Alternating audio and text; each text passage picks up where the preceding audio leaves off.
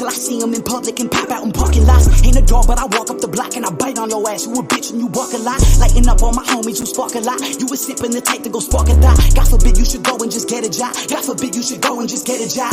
Damn, I'm back on my bullshit, back on my bullshit. We're back.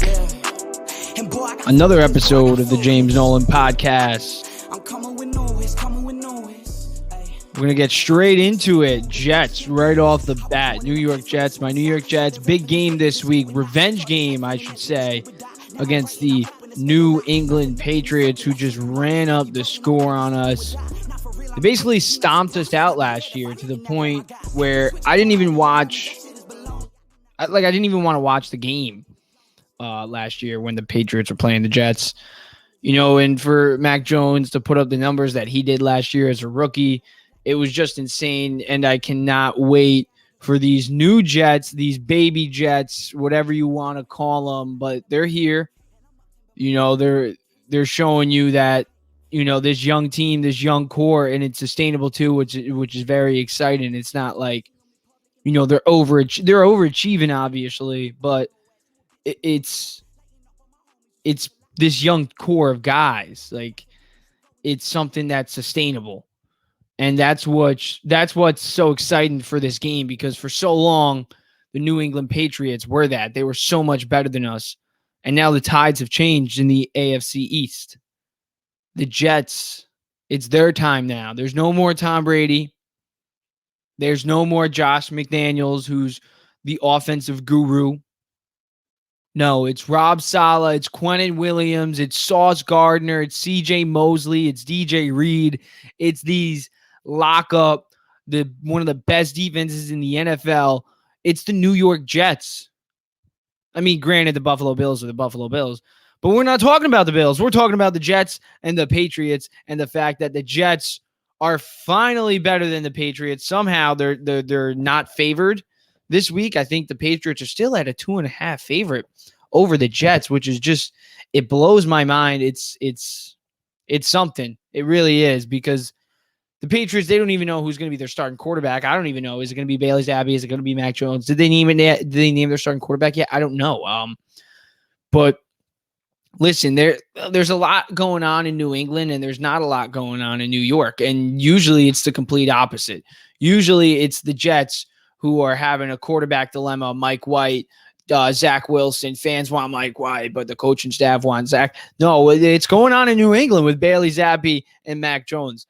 And now they're going to come into New York and face one of the best defenses in the league, coached by one of the best defenses in mind in the NFL, in Rob Saleh. And you have a guy in Quentin Williams who's playing like an all-pro, who I'm going to get into. Actually, you know what? Let's just get into Quentin Williams right now, because Quentin Williams has just been that guy. And I think there's only one way to put it going into this week. There's one guy that everybody's going to be looking at on the defensive side, and it's going to be Quentin Williams, because he was taken 3rd overall a couple of years back. He is, like, as great as Sauce is, I love Sauce, and as young as he is, and as great as this defense is outside of Quentin and Sauce, you know, you got CJ, you got Quincy Williams, you know, you got Carl Lawson, DJ Reed, Jordan Whitehead. This defense is Michael Carter. I can't leave him out. Yes, the defensive one. You know, this defense is so good, but it starts with Quentin Williams. His ability this season to get to the quarterback and live up to the hype has really given this defense an edge that they've never had. Or I should say they've had it before, but they haven't had this in so long, where they have one of the best defensive linemen in football. And then you put Sauce Gardner, who's one of the, I would say he's already a top cornerback in this league. He's definitely one of the best young cornerbacks in this league. You know, you combine that, and then, you know, DJ Reed alongside of him, Jordan Whitehead. This secondary is just that good. But like I said, it starts with Quentin.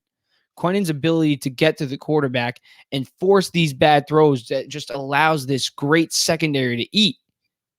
And it's showing every week. The Jets are 5-2 because of this defense. Their offense is as great as the young talent that they have, and I want to see it utilized more. Elijah Moore wants out because he's not being utilized as much as he wants to. But Zach Wilson, I don't know if he's ready, and that's another alarming thing that I'm going to get into. but the defense is here. And Quinnen Williams is just that guy. He's playing like that guy. 5 sacks in 7 games. I think he had only 6 sacks last year in 14 games. So that just goes to show you the big step that he's taken this year. And listen, his first 2 seasons in the league, he was coached by Adam Gase, an offensive mind.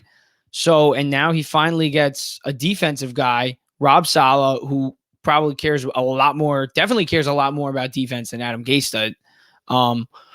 So Quinnen's he's getting coached probably better than he's ever had in his whole entire career, football wise. Going back to college, and it's showing right now. He's showing it on the field.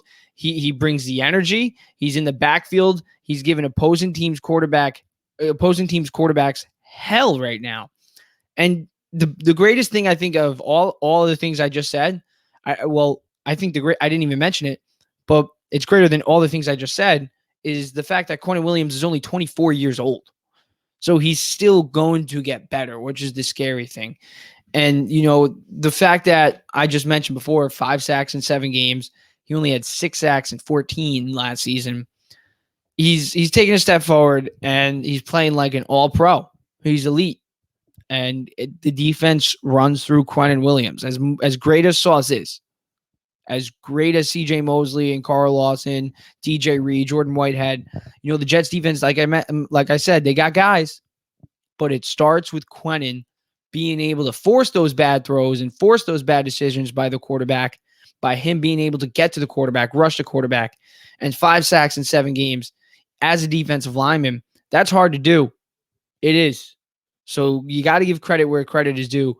Quinnen Williams, I think, like I said, all the props to Sauce, all the props to DJ Reed, all the props to this whole entire secondary. But the reason they're eating is because Quinnen is eating. Quinnen don't eat. They don't eat. They might eat, but they might not eat as much as they are. Quinnen is the guy on the Jets defense this season. I love Sauce. I do. But Quinnen, it runs through him. It does. But obviously, it's just complimentary football. Like one of my good buddies, Jared, on the Mets Way podcast, you can check that out. Fire podcast that we do. Complimentary football. He brought that up to me, like complimentary baseball. Complimentary football is what people always say a lot. And I think the best way to put it, when you have a guy like Quinnen who's getting to the quarterback and you combine it with the secondary, the guys who they have in the secondary, DJ Reed, Sauce, Michael Carter, Bryce Hall, Jordan Whitehead, they got guys. And then the linebackers too, they're good in coverage too. CJ Mosley is very good in coverage. So this team, it's just complementary, and especially on the defensive side of the ball. And then on the offensive side, the run game, obviously, you want the runs. But defensively, this team is just that good. It's just completely sound football on the defensive side. 7th in yards allowed, if you see it right on the screen right there. But yeah, they're playing that good. I think they're 10th in points allowed this year. And last year, I think they were bottom of the league in both, 32nd and 31st in both. So Rob Saleh, he got guys. Joe Douglas gave him the guys on defense. And he's putting it all together on defense. He's doing great things with them. And the secondary, it's playing at an elite level, just like Quinnen is. This defense, Michael Carter, the defense of Michael Carter, he's even been playing great. I think he's been flying a little bit under the radar since we have DJ Reed and Sauce Gardner now, but he's been playing very good. You cannot leave him out. Jordan Whitehead, CJ Mosley, who I've just mentioned before. They got guys. Jermaine Johnson, we want to see a little bit more, but it will come. But I guess the point I'm trying to say about this Jets defense is that it's here, it's legit, it's young, it's sustainable. And I'm very, very excited on what it's going to be. But overall, let's get on to the offensive side of the Jets and the game this week, the Patriots. Last year, when the Jets played the Patriots, they played them twice, obviously, because they're in the division. But before we even talk about last year, let's just talk about the last couple of years, the last 20 years, basically. in the fact that the New England Patriots have basically owned the New York Jets. They have. Our father has been Bill Belichick and Tom Brady for years. But this year, it's different. We got a stout defense, and they have a quarterback dilemma, a quarterback problem, and some weird little issues. But anyways, let me tell you the last couple of games that the Jets have played the Patriots. Last year, 54-13. 54-13. That was rough. And it was October 24th, so it was about a year ago. Same year, 25-6. January 3rd, 2021. Year before that, 28-14. Patriots win. Patriots win again. November 9th, 2020. 30-27. Patriots win. Monday, October 21st. Monday Night Football, 2019. 33-0. Patriots. September 22nd, 2019 game again. 30-14. Patriots. December 30th, 2018. Oh, maybe December 30th. It's Christmas time. Maybe Santa will bring us a Jets win. Nope. 38-3 Patriots. November 25th, 2018. 27-13 Patriots. 26-3 on December 31st, 2017 Patriots. October 15th, 24-17 Patriots. December 24th, Christmas Eve. Maybe Santa will bring us a gift on December 24th of 2016. No, Patriots win 41-3. November 27th, 2016, Patriots win 22-17. December 27th, 2015. That was the last time the Jets beat the Patriots. December 27th, 2015 was the last time that the New York Jets beat the Patriots, and it was by only 6 points, a touchdown. Eric Decker caught a touchdown, a game-winning touchdown that Ryan Fitzpatrick threw to him. They ended up winning 26-20. But even before then, the Patriots beat the Jets again before that game, 30-23. Then before that game again, 17-16. And before that game, 27-25, Patriots won. So I guess what I'm saying and what I'm trying to get at is that the Patriots basically have owned us since Tom Brady has been in the league. And since the Tom Brady and parent of Bill Belichick, they're our fathers. You know, that's what they are. So, and then I think last year put the nail in the coffin when they had Bill Belichick and his rookie quarterback. We're like, oh, Tom Brady's gone, right? They got this new guy, Mac Jones, in. Granted, he looks good, but he's a rookie. He's not going to ball out against us. No, he puts up over 50 points on us. Well, this is it. This is the revenge game. Zach Wilson, you got to go off. You've been hiding for so long since you came back. You know, the Jets are winning and you're just hiding. You're like, hey, you know, I'm here. I'm low. You know, no, I'm not screwing up.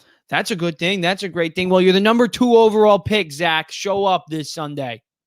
Show up because we don't got Breece Hall. James Robinson. Oh, I love that. We got James Robinson here too, which is another great thing that I forgot to get to. The Jets, they showed you that they want to win this season by bringing in James Robinson.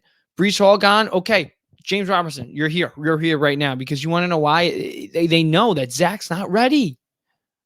Zach's not ready. But this defense is ready. Everybody else on the offense is ready. The only one who's not ready right now is Zach, and they're hiding him. And guess what? I don't care because we're winning. We're 5-2. Hide Zach all you want.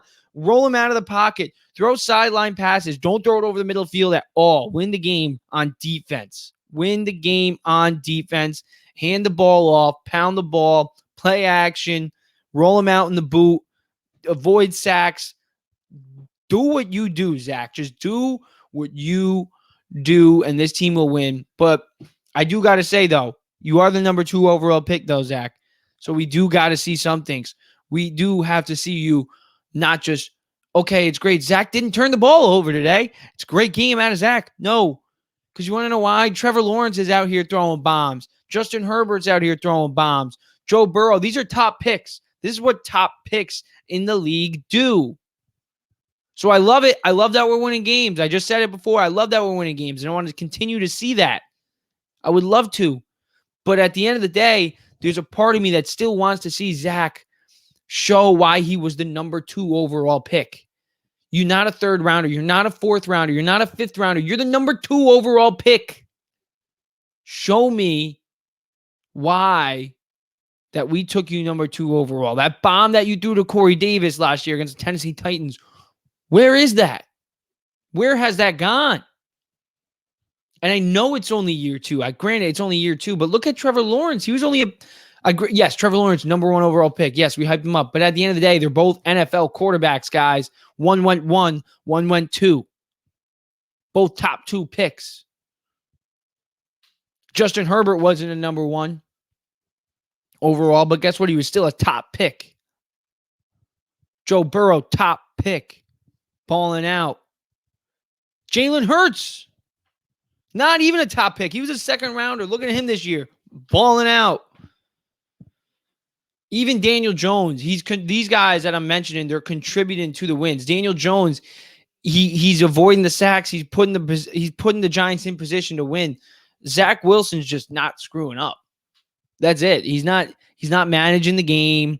He's not a game manager. You know what Zach's doing? He's just not screwing up. And you can call it a game manager all you want, but 101 yards or whatever, dropping back 18 times. No, like game managers still put the ball in the middle of the field and get them down the field and put them in a position to score.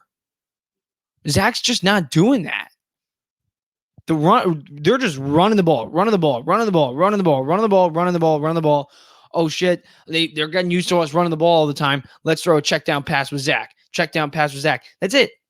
Or a sideline pass. They're not throwing the ball over the middle of the field at all with Zach. They're afraid because they don't want him to turn the ball over. We got to start taking chances more. Open up the playbook, Mike LaFleur. I know you're smart. I know you got some plays that you're ready to scheme up. Come on. Joe Flacco is putting up numbers with this offense. Zach Wilson's got a better arm. He's more mobile. Probably can throw the ball a little bit harder. I want to say he's more accurate. So is Zach just not the guy, or like what's going on? What's going on? We got Garrett Wilson. We got Corey Davis. Elijah Moore is going to play this week. You know, CJ Uzomah, we signed him from the Bengals. Pretty good tight end. Breece Hall, Michael Carter. You know, we just got James Robinson just because Breece Hall's out. Like, we're literally handing Zach Wilson weapons. You're the number 2 overall pick. Show us why. You weren't picked number 2 overall to be a game manager. You were picked number 2 overall to help us win games. All right, but Giants time.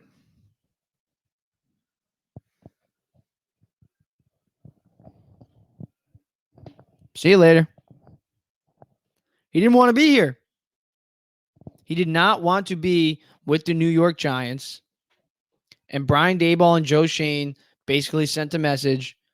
If you don't want to be here, if you don't want to be a part of this change, then get the hell out. I don't care if you were a first-round draft pick. Guess what? You have no ties to me. I didn't draft you. Joe Shane didn't draft him. That was a Dave Gettleman pick. No ties. 3rd round and a 6th round? Hell yeah, I'll take that. For this guy, who's not even on the field, hasn't contributed to a single win in our 6-1 season, probably causing hell in the locker room, because since he's got drafted, all it's been Kadarius Toney causing hell in the locker room, not studying the playbook, not prepped for the game time, not showing up, not putting effort in practice. Well, guess what? You don't want to be here, then get the hell out. And then the tweets after, he just simply, it was obvious. Kadarius Toney did not want to be a part of the New York Giants. I don't know why. Maybe it was because they got Wan'Dale Robinson in the draft this year. You know, I don't know. But at the end of the day, he just did not want to be here. And guess what? He didn't help the Giants at all this year. and they're 6-1. So they don't need him. They don't need him. So I thought it was a really good move by trading Kadarius Toney. I think it's a statement move more than even like a we want to get something out of value for Kadarius Toney. I think it was more just, you know what, Kadarius Toney, you don't want to be here. We can get value for you, obviously, but you don't want to be here. Bye. See you later. You don't want to be here. We're not playing around no more. We want to win. But besides the Kadarius Toney move and my dog being weird in the back, the Giants, they're 6-1. I think I've said it before on my last podcast that, I think that they can get to 10 wins by the time they play the Dallas Cowboys in week 12. And I'm still going to stick to that because when you look at the Giants schedule, you look at who they play this week. The Seattle Seahawks, they play this week. Geno Smith, granted, playing like a beast, and the Seahawks are 4-3. But at the end of the day, the Giants should still win this game because the Giants are second in rushing this year. They're second in rushing. Saquon's obviously been one of the best, if not the best, running back in all of football. And the Seattle Seahawks have the 29th ranked rushing defense. So what does that tell you? What does that tell you? Run the ball. Give the ball to Saquon. Feed Saquon. Giants, go win this game. Their defense ain't all that. 23rd in passing. All the Giants have to do is feed Saquon and stop Geno Smith. That's all they have to do. Geno Smith has been very hard to stop this year. He's been playing like an MVP. But it's still a winnable game for the New York Giants. And like I just said, second best rushing attack in all of football this year right now, statistically. And statistically, the Seattle Seahawks, why am I messing that up? Statistically, the Seattle Seahawks have the 29th ranked rushing defense. So if someone were to tell you that the team you're playing this week gives up 149.7 rushing yards a game, 29th ranked in the NFL in rushing defense, and you have Saquon Barkley, who's been torching the league this whole entire year, what does that tell you? The Giants should win this game. So I think the Giants will win this game. And I think, right now, I think they're a 3-point underdogs. If I were to bet, I would take the Giants crazy on that game. Because they're gonna lay down the smackdown on them. Then they got to bye, and then they go. Then they're gonna be at home against Houston. They should beat the Texans, and then they should beat the Detroit Lions. They're very good, yes. Not very good, but very good offensively. They're 1-5. They're horrible, but offensively, surprisingly, they're fourth in total yards. So the Lions, you can't. They're not a walk in the park for any team. At the end of the day, they're still a fight. They're still a dogfight. Their defense is terrible, but their offense is surprisingly very good. They put over 24 points up a game. So the fact that they're losing, it just tells you how bad their defense is. But by the time they play Dallas in week 12, they should have 10 wins. And I guess my point, that's when I'm starting to ask, can the Giants take over first place of the Philadelphia Eagles and win the NFC East? I mean, right now the Eagles are obviously rolling. They're undefeated.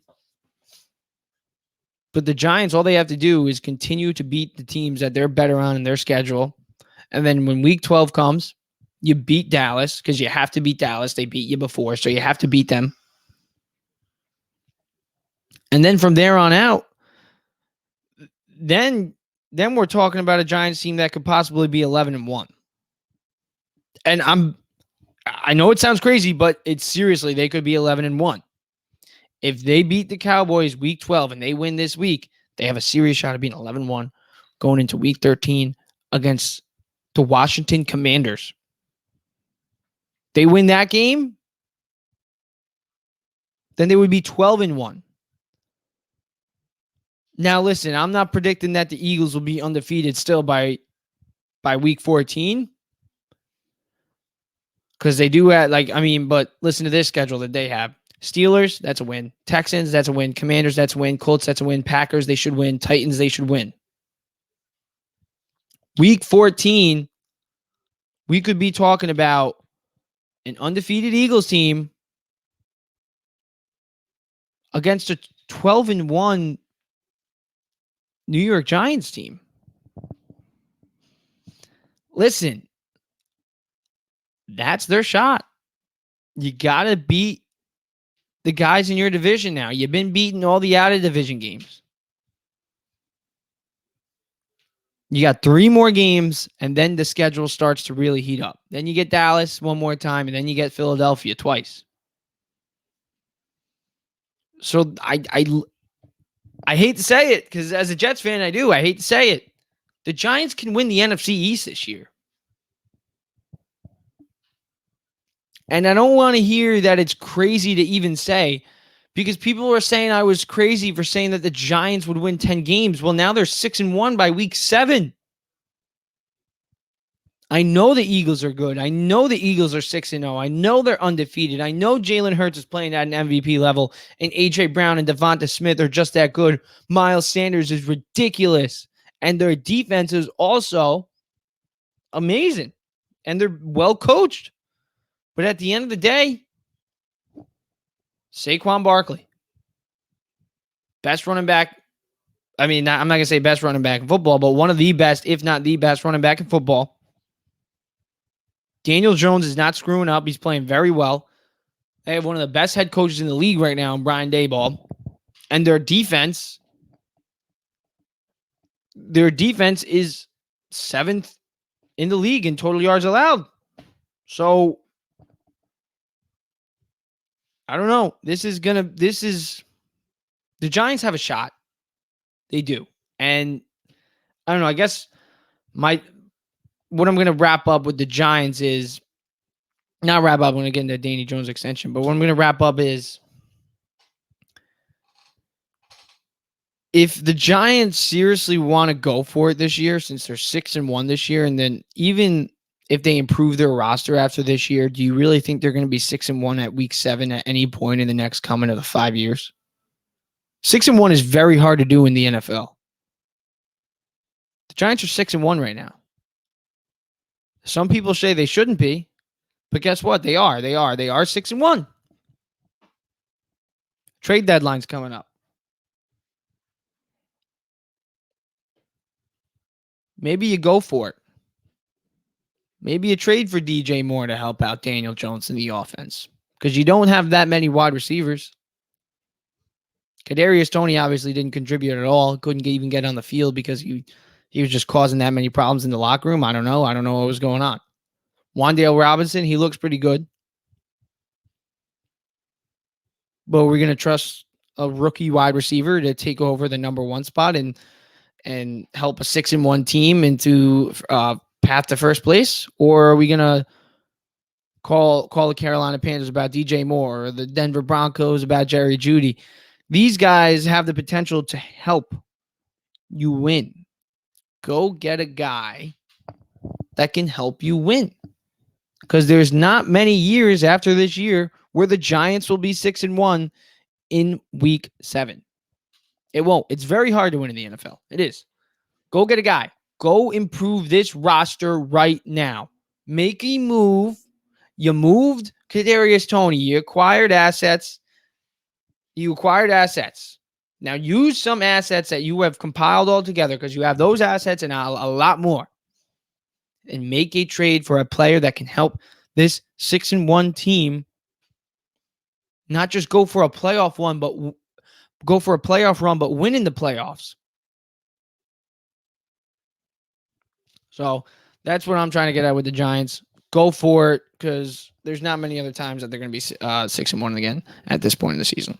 Going to take a break, get into some baseball topics. Mets and Yankees.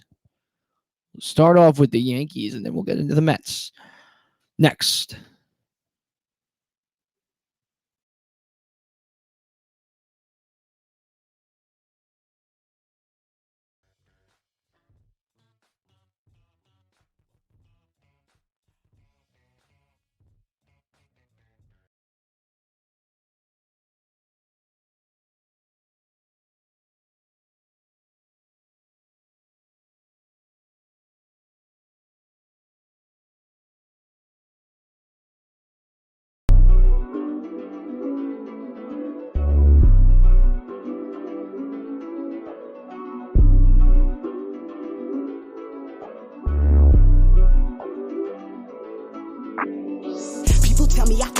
till I see him in public and pop out in parking lots. Ain't a dog, but I walk up the block and I bite on your ass. You a bitch and you walk a lot. Lighting up on my homies who spark a lot. You was sipping the type to go spark a thought. God forbid you should go and just get a job. God forbid you should go and just get a job.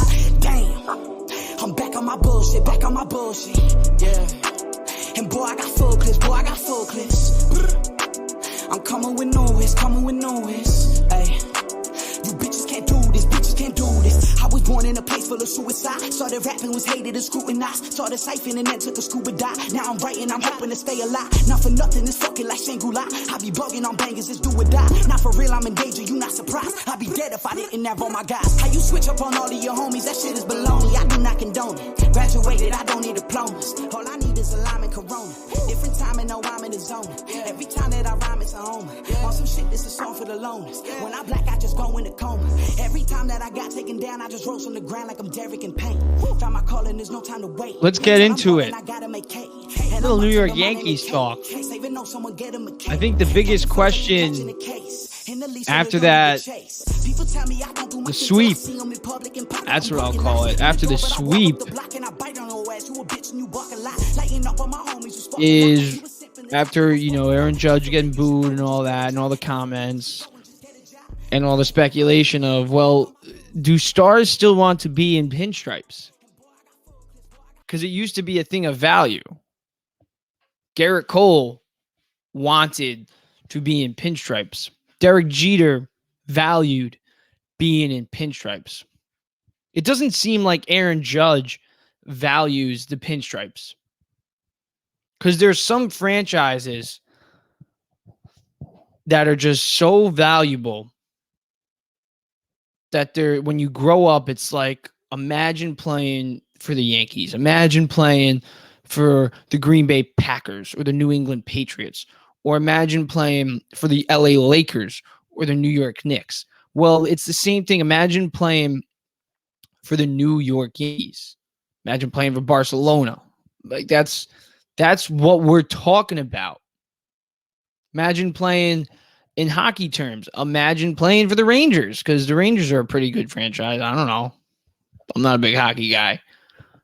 But that's just what it is. The Yankees are the Yankees. They're that prestigious franchise. 27 World Series championships. You get there, you got to go bald, basically. Shave your beard. It's respectfulness. We're old school. This is the Yankees. Do people still want to be a part of that? In this new age where, you guys like Ja Morant, you could be a superstar in Memphis. In small cities, you can now look at Jose Ramirez with Cleveland. You don't need to be in New York to be a star. You don't. There's social media now. There's just other ways around it. There's other ways that you can get endorsement deals by being in smaller markets. It's just how it is. And now the Yankees too, their owner also isn't the old owner. He's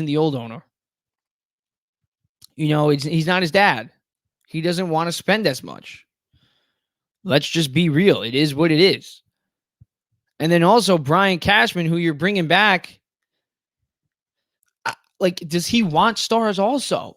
Because he had last offseason, he had the ability to go after Carlos Correa, a legitimate star who was on the Houston Astros, the same Houston Astros who have been beating you in the postseason since 2016, since 2015. And you don't add him. Instead, you try to be cute and play around with your money and save your money, and you go after IKF. You go after IKF, and you call up your little Oswaldo Cabrera guy. Just go get Carlos Correa. So if you did that, you would have been in a much better spot than you would have playing the Houston Astros with Carlos Correa than you would have with IKF. I'll tell you that right now. And then another thing, the Josh Donaldson trade is just... come on. What are we doing? The guy who is running the Yankees, Brian Cashman, has just not done a good enough job. He doesn't want stars. Stars don't want to be here. It's not the old days. And let's just face it. It's just not what it used to be. You have a general manager who is trying to build a team like Billy Bean in Moneyball. Instead, what he doesn't realize is that you're the New York Yankees, and the New York Yankees in 2009, when Brian Cashman was the manager, what did he do? He went out there and he spent money. And he also re-signed a lot of players to big contracts. One, he brought in A-Rod, but players that he re-signed on that 2009 team that were homegrown Yankees. You need homegrown people. Judge was the only real, homegrown player on the Yankees this year. When you look at everybody else, they're from a different team. Harrison Bader, different team. Brandon Tierney was hitting big on it all week on his show. Harrison Bader, different team. Stanton, different team. Anthony Rizzo, different team. Garrett Cole, different team. Aroldis Chapman, obviously this year he wasn't that big for you, but in the past, different team. And the Yankees, they've regressed too. If it was the complete opposite where, you go 7 games with Houston the first time you see him, right? Then you go into 6 games. Well, now you just got swept. If it was swept 6 games, then 7 games, then yeah, you're showing some progress. You're on the up. But no, you're falling. Fallen. The Yankees have fallen. And if they lose Judge, their foundation is gone. I've mentioned that before on my last podcast. They lose, Mets lose deGrom, we still have a foundation. Judge leaves, they don't have a foundation. Anthony Rizzo is not going to be good enough to carry the Yankees next year. Josh Donaldson is still on contract for 2 years. For over $20 million, too. It's going to be hard to move. What do the Yankees do? And do stars want to be here? Now, me, I think yeah, but I also think no. Because I think there's some stars, like the older stars, who are like, hell yeah, I want to be in New York. Who cares if I get booed? If I get booed, it's because I suck. Those are the stars like Max Scherzer. Those are the stars like Justin Verlander, I'm going to get into a little bit later. The older stars, but the younger stars, they think a little bit differently. Well, why do you boo me? Aaron Judge, why you boo me? I just hit 62 home runs. Why are you booing me? Maybe because you struck out 4 times a game in the postseason, basically. Maybe that's why you're getting booed.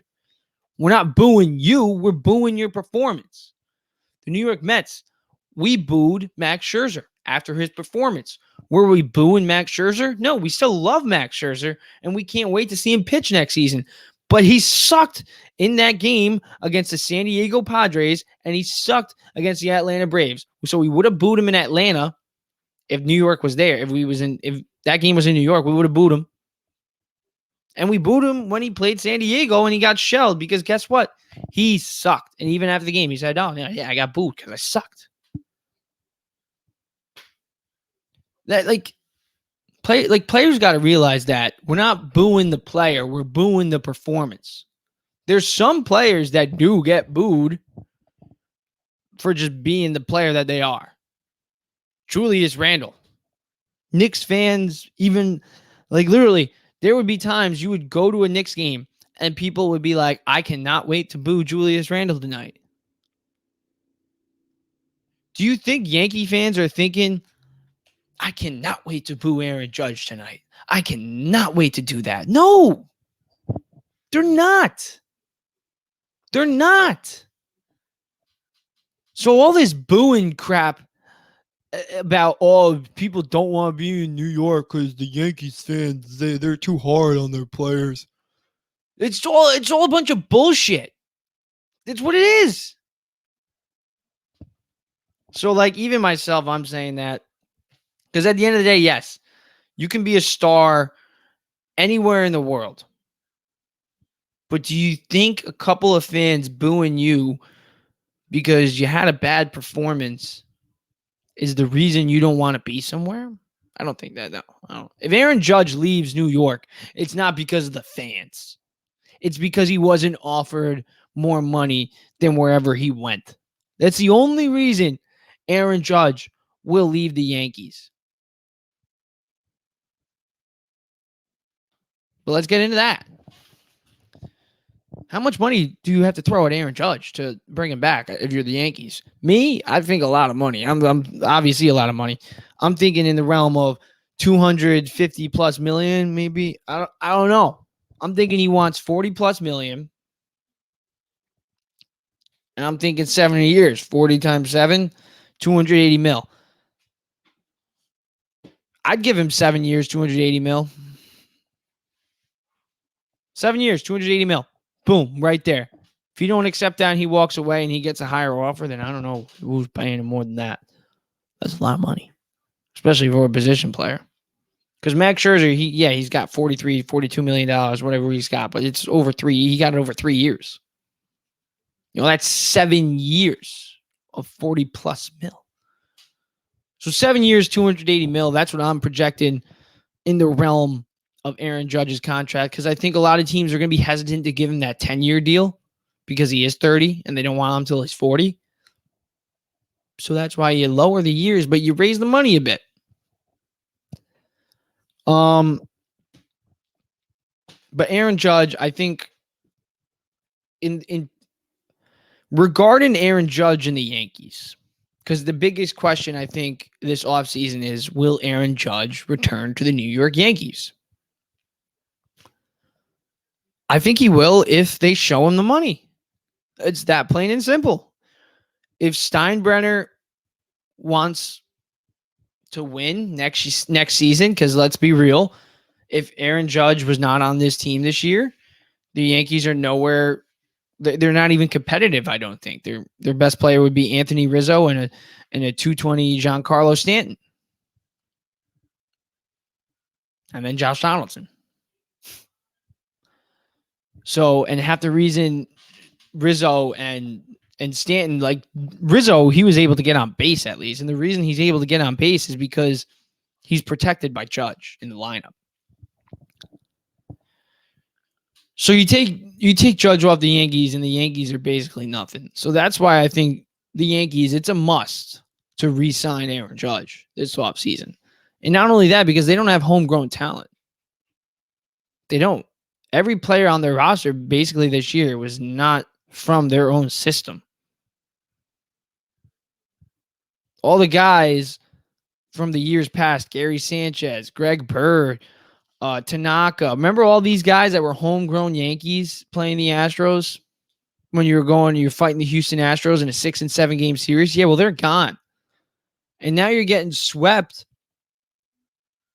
And basically the only homegrown Yankee you have is Aaron Judge, and he's about to leave. Or he might leave. I'm not saying he's about to leave. I did just say that, but I don't know if he's going to leave.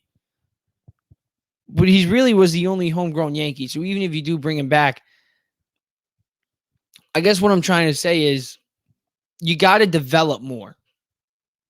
The Yankees are banking way too much on exterior guys. You got to bring some guys from the interior of your own system. Anthony Rizzo, different team. Stanton, Garrett Cole, Aroldis Chapman. These are DJ LeMahieu, Harrison Bader. Even Gleyber Torres was with a different minor league system. The Yankees this year, I think they had who? Aaron Judge and Aaron Hicks. Aaron Hicks sucks. And Judge has been a beast not because of the Yankees. He's been a beast because he's Aaron Judge. He started off his career by hitting 52 home runs his rookie year. So what are the Yankees? How do they develop their own guys? And I don't know. That's my biggest take on why they need Aaron Judge. Because they lose Aaron Judge, they lose their franchise. That simple. You still got Garrett Cole, and you can still go get other guys. But what type of message does that send to the people in the farm system or the people coming up through the Yankee system? Like, oh my God, I could put in all this work, and for 6 years of MLB service at the MLB level with the New York Yankees, I could hit 52 home runs 1 year. I could hit 25 home runs 5 out of the 7 years I play with them, and lead the league in RBIs with 131 RBIs this year, 62 home runs, break Roger Maris's record, and still not get a contract extension. What type of message does that send to the younger players in the Yankees organization who are trying to make it? Re-sign Aaron Judge. Plain and simple, period. If the Yankees don't, then they're stupid. Next topic about the Yankees. This one makes me sad. These are rumors. I want to make that clear. But it scares me because rumors could sometimes be true. deGrom in Yankee Stadium. Does that make sense? Well, I don't know, because I feel like if deGrom were to leave, he were to leave to get out of New York. So I kind of want to debunk this. deGrom going to Yankee Stadium, yeah. If he leaves the Mets, it's to get out of New York. It's not to go to another team. It's to get out of the city. Listen, if the Yankees offer him more money than any other franchise, then yeah. But do we really think the Yankees are going to outbid every other team on Jacob deGrom and Aaron Judge? Does that make sense to you? No. Point blank, period. Jacob deGrom does not want to be in New York. He does not want to be in New York. He doesn't. And I'm not going to say he doesn't want to be in New York, but if he leaves the Mets, it's because he doesn't want to be in New York. He could want to be in New York with the Mets, but he's not leaving the Mets for the Yankees. That's just not what's going to happen. And the Yankees aren't going to outbid every other team in the MLB for Jacob deGrom and Aaron Judge. Now, a more realistic option and a more realistic signing, I think, for the New York Yankees, and I think it's something that I really do think that the Yankees should do, and I think it's a very big possibility that it will happen. I think the New York Yankees should go after Justin Verlander. It makes perfect sense. The one team you can't get past, the one team every single year is the Houston Astros. Justin Verlander has been with the Houston Astros. Take him away. Take him off that team. Boom. That's step one. And then step two, you add him to your own. So then your rotation too, think of the front three on this. Verlander, Cole, and Nestor Cortez.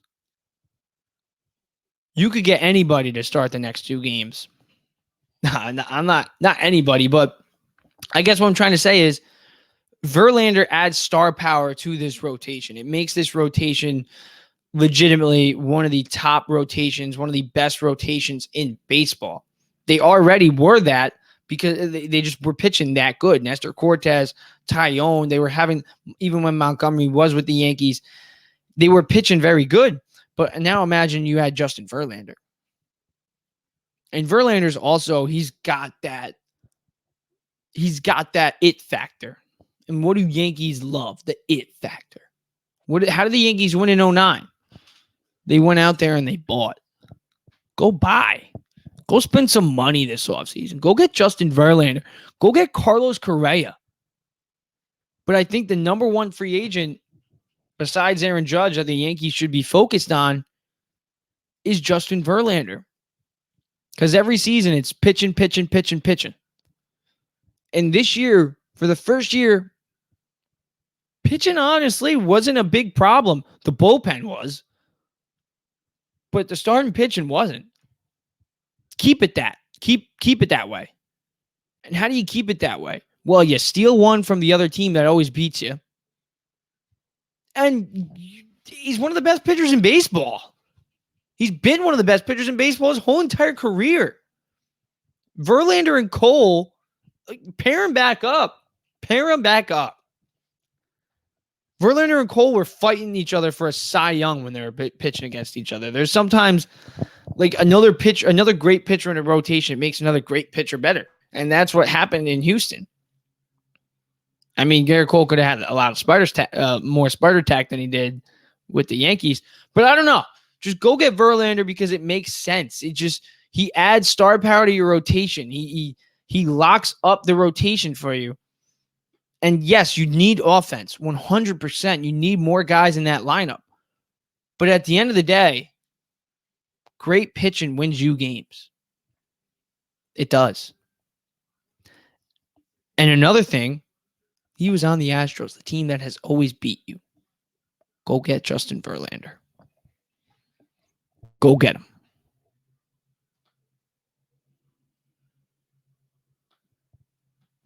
All right. Let's get into the Mets.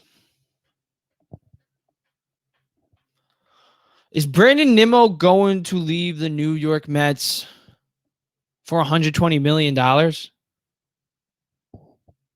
And the Colorado Rockies? I don't know. I mean, obviously, players, even I've said it, players will likely 90% of the time, 85% of the time, will go wherever the most money is. Part of me likes to think that Brandon Nimmo isn't that. But at the end of the day, I still believe that. So if the Colorado Rockies offer more money than the Mets, then he will leave. It's just that simple. But I guess I'm not even talking about the money or the contract of him leaving. I'm talking about, I am talking about it. Nimmo, we need him on the Mets. I mean, unless they go get like Aaron Judge or something. But, if they're not going out there and making a play for a better center field, the only better center fielder on the market this year than Brandon Nimmo is Aaron Judge. And if the Mets don't get Judge, then you got to get Brandon Nimmo. Because you take Brandon Nimmo off this team this year, you can subtract 5, 10, maybe 15 wins. I don't know, maybe even more. He was he was that important to the Mets. One, center field, his defense. His defense is underrated. It is. We saw him rob that home run. That was his moment in center field. But the range that he can cover in center field, when he started playing center field a couple of years ago, he was nowhere where he is now. He has owned that center field position, and he's taken it upon himself to become one of the best defensive center fielders in the game. And offensively, you could say he's one of the best leadoff hitters in the game. I mean, on base percentage wise, 100%. When you take a look at Brandon Nimmo's stat line, especially this year too, he played in almost every single game this year. I think he had 147 games played. He hit 274. He had 64 RBIs and a 367 on base percentage, 800 OPS, career 827 OPS, and that's a leadoff hitter. Yeah. In 2020, 404 on base percentage. 2021 with the Mets, 401 on base percentage. He's one of the best leadoff hitters in the game. 2018 with the Mets, 404 on base percentage. He just gets on base. So yeah, if I'm the Mets, I'm giving if another team is out there offering Brandon Nimmo $120 million, I'm outbidding them. He's that important to the Mets. He hits, he gets on base, and he plays defense. And he's not just a leadoff hitter that just gets on base and steals a couple of bases. He's a leadoff hitter that if there's people on base, he can drive them in. He can get extra base hits. He can get home runs. He's got some pop. He's not going to hit 20 home runs, 20, 25 home runs, but he's got pop.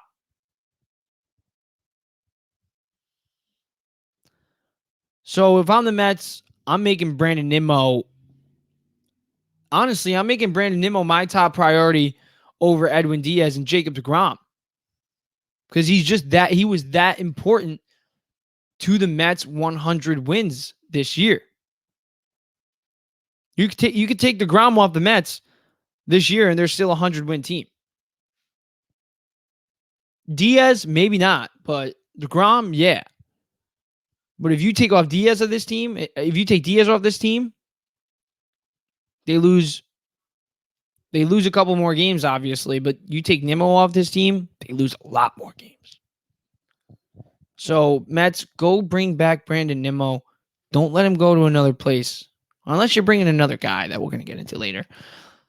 But this is a guy, Brandon Nimmo, I said, don't let him leave. This hurts. Let him leave. Let Jacob deGrom leave. Listen, at the end of the day, the guy just hasn't pitched enough. For the contract that he wants, he just hasn't pitched enough. I'd love for Jacob deGrom to be a career Met. I would. And it hurts. It would hurt so much seeing deGrom in another uniform and seeing him have success. But we cannot give him the money that he wants if he's only going to pitch 6 innings a game, 60 innings at most in a year. Like, he hasn't pitched a full season since 2019. It's 2022. It's been 3 seasons. So how do you throw big money into that if you can't trust that he's on the field? Now, I'd rather the Mets go put that money into Justin Verlander, honestly, than Jacob deGrom. And I know a lot of Mets fans don't want to hear that. But Verlander's pitched more, and he's pitched better. Listen, deGrom pitched better in 2018 and 2019, but since 2019, Verlander's been the better pitcher. One, because he's been on the field, and the numbers, too. They've just been better. Just look at him this year. This year alone in deGrom starts. The home run ball, it's alarming. He throws way too hard sometimes. He tries to overpower people with his fastball way too much. He has 5 pitches, and he utilizes 2 of them. What's the point of having the other 3? So these are reasons why I question deGrom coming back to the Mets. And I know it sounds crazy because I love Jacob deGrom. And like I said, I would love to see Jacob deGrom be a career Met. But I love the Mets more than I love Jacob deGrom. And I don't know if Jacob deGrom is worth $43+ million a year for 4 to 5, 6 years. I just don't know. I don't think he is. I can't. If I'm Cohen, I wouldn't do it. I would use my money elsewhere. And that's another thing. Steve Cohen's Mets. Go big in free agency. Go big. He said 3 to 5 years. Steve Cohen said 3 to 5 years. I want to make this team win a World Series. Well, this is year 3. You have Max Scherzer. Go bring back Brandon Nimmo. I don't know. Bring back Edwin Diaz. And go get guys in free agency. Because I love, the idea of developing, a long-term sustainable team. You could still do that and spend money, though. Because at the end of the day, Beatty will be here. He's only 22. Francisco Alvarez will be here. He's only 20. And we already have the homegrown talent. We have homegrown talent on this team. Let's be real. You bring back Brandon. That's a homegrown guy. Pete Alonso, homegrown guy. Jeff McNeil, homegrown guy. Well, there's 3 guys homegrown that are in the prime of their careers. Don't waste their prime. Don't. Help them. How do you help them? You go get them players in free agency, such as an Aaron Judge, such as a Trey Turner. Hey, You want to fill up the roster a little bit. Go get Josh Bell if you want to. I don't know. Sure, get Josh Bell and get Justin Verlander. But my point is, go get an A-level player that boosts this team's chances of winning a World Series next season. Because listen, I don't care if you got to add an A and you got to add a B. It's just that simple. That A and B combo could be whatever you want. It could be a Trey Turner and Josh Bell A and B combo. It could be a Verlander Bell. I'm using Bell as like my main B because I rank him as a B in free agency. And then my A's are Turner, Judge, Nolan Arenado, and Justin Verlander. Those are my A's. I don't think Nolan Arenado is leaving the Cardinals. Trey Turner has expressed his interest in coming to the East Coast. Verlander, money at the end of his career. And Judge probably just wants money too. Cohen's got money. Cohen said 3 to 5 years. So what if we lose a draft pick or two? Because at the end of the day, will that draft pick or two be what an Aaron Judge is or Trey Turner or Justin Verlander? No, they won't. They won't. So what I'm trying to say is don't be afraid of free agency because it will tarnish this team's future. It won't. You can have a big payroll and still build to win for the future. It's about development. It's not necessarily about who you pick in the draft. It's about how you develop those guys. Look at the Yankees.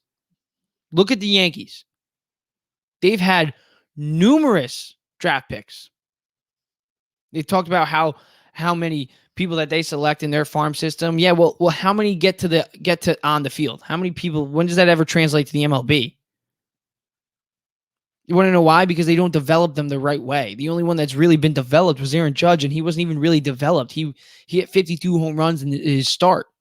The Mets, on the other hand, they develop Jacob deGrom, late round draft pick. Jeff McNeil, late round draft pick. Pete Alonso, he wasn't a top pick. Seth Lugo was not a top pick. You know who was a top pick? Michael Conforto. He was a top pick. What I'm trying to say is it does not matter what round you are selected in. So what if the Mets lose a first round pick? They still have other picks. It matters about how you develop them.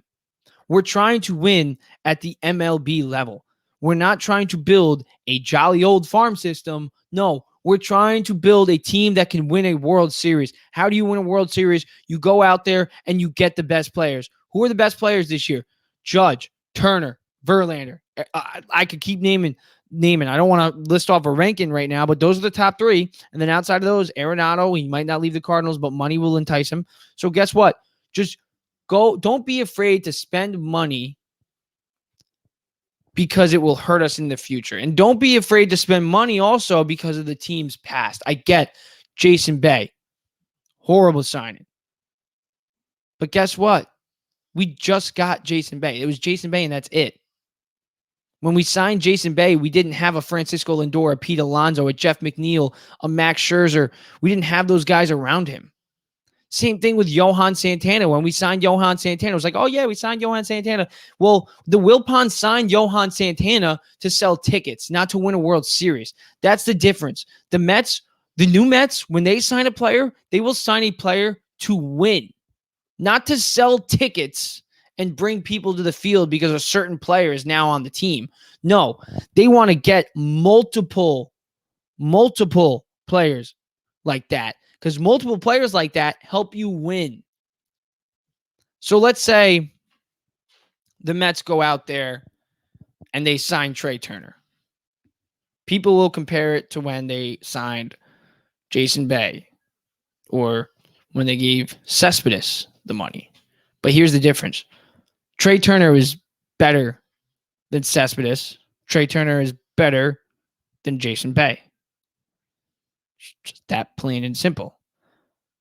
Number two, Jason Bay was older. Cespedes had commitment issues and injury issues. Trey Turner has always been on the field. Number 3, the team. Cespedes with the Wilpons. It was Cespedes and then who?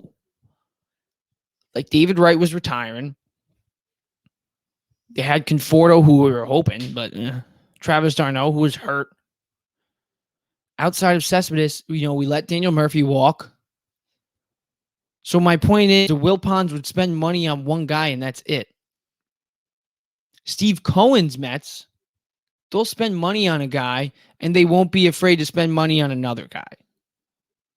So just because Steve Cohen will throw a bunch of eggs in a basket, it doesn't mean there's not numerous other baskets that he won't throw other eggs into.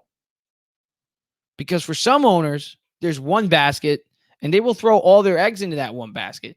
But Cohen, with the money that he has, because let's be real, he's much richer than any other owner, not only in baseball, but in sports. The guy's worth over $16 billion. The second place owner in baseball is worth only $7 billion.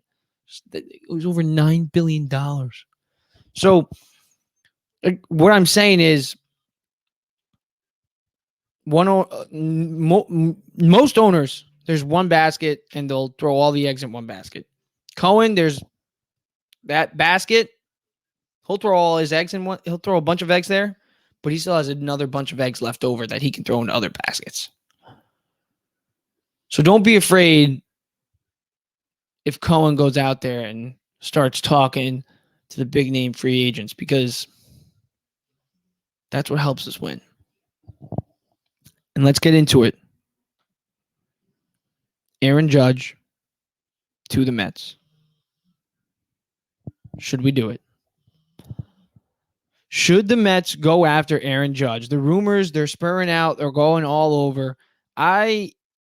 Listen, I'm more on the side of sign Trey Turner, but if we're going to have to... listen, I want one of them. Turner or Judge, 100%.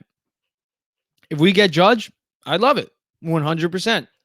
This is why I think the Mets should go after Aaron Judge or a player like Aaron Judge, though. But we're going to talk about Aaron Judge on this team. First off, Aaron Judge in this lineup with Pete Alonso, it's just ridiculous. I'm not even going to talk about Francisco Lindor. Just Judge and Alonso. If they played together this year,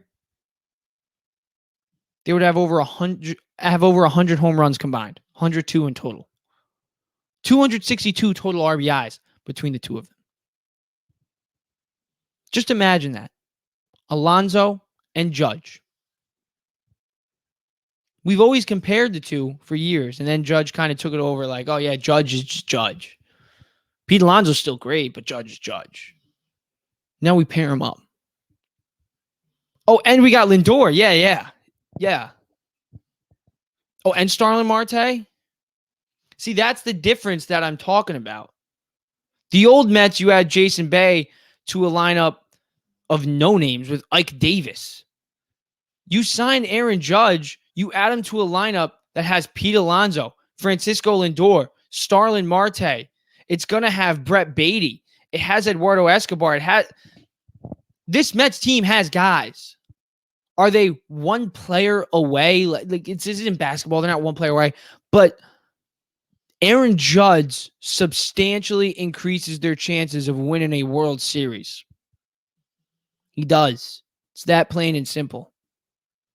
And that's the difference between the old Mets and these Mets. The old Mets, and Jason Bay also was not anywhere near the player that Aaron Judge was. And neither was Francisco Rodriguez on the pitching level or Johan Santana.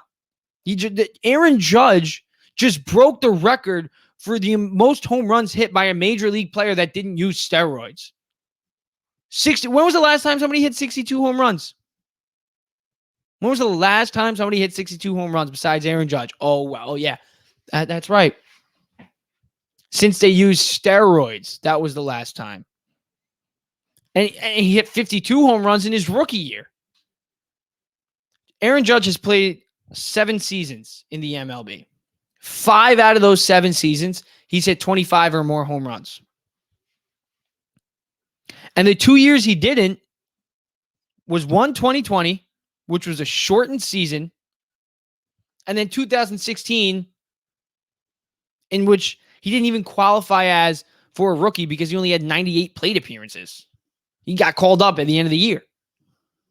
So every year this guy has played, he hits over 27 home runs. The low, because that I said 25 plus, but it's 27. So Judge rakes. He's been the best hitter in the league the past 2 seasons. You add him to your roster, and especially Steve Cohen said 3 to 5 years. Aaron Judge makes perfect sense of that 3 to 5 years championship window because you have Max Scherzer, over $40 million tied into him. You do not want to waste that contract. Don't. And I get Mets fans who are afraid of saying, oh, well, when we sign big name players, it doesn't go the right way. Well, it doesn't go the right way because we don't have a team that's built around that great player. We signed Jason Bay, like I said, but Ike Davis is in the lineup. We signed Aaron Judge, Pete Alonso, Starlin Marte, Francisco Lindor, Jeff McNeil, the batting champion.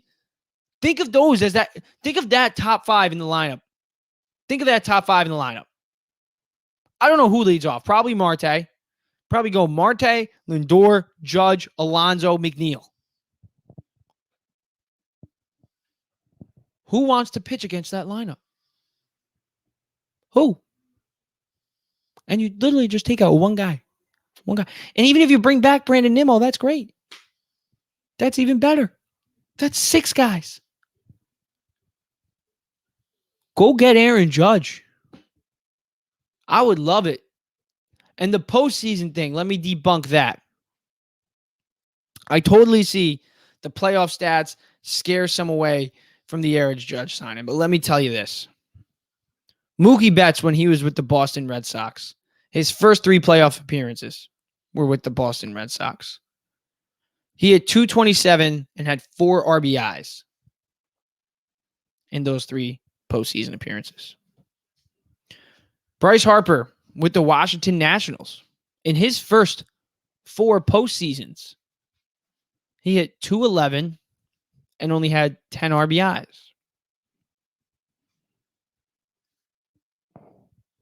Mookie Betts goes to the LA Dodgers. His next 3 postseasons, he's hit 288 and he has 14 RBIs in his postseason career with the Dodgers. Bryce Harper, he's in the postseason for the first time with his new team, the Philadelphia Phillies. And we all know how that's going. Batting .419, 11 RBIs. He's just mashing. So my point is, it takes time for some players to get things going in the postseason. I could keep going down the list of stars in this league, legitimate MLB Hall of Famers who struggled in the postseason their first couple of postseasons. And then it started to click for them. I used Mookie Betts and Bryce Harper because those are 2 recent. Bryce Harper, the most recent, and Mookie Betts, probably the second most recent.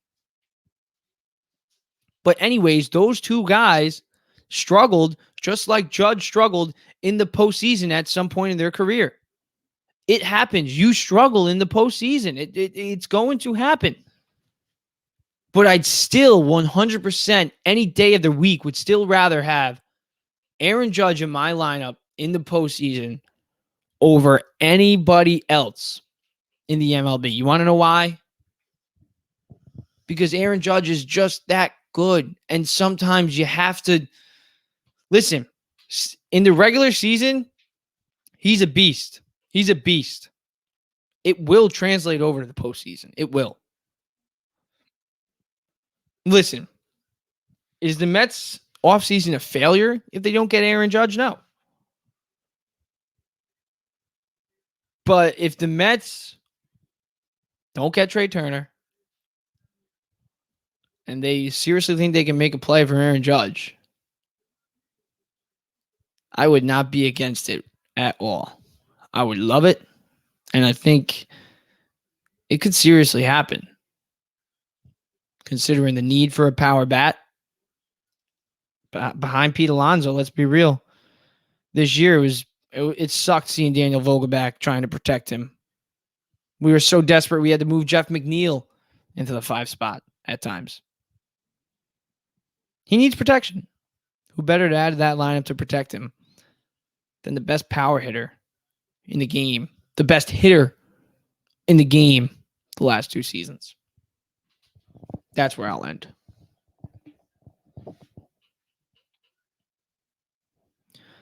Take a break. Talk some Knicks. Talk some Nets. Real quick. We're running it up.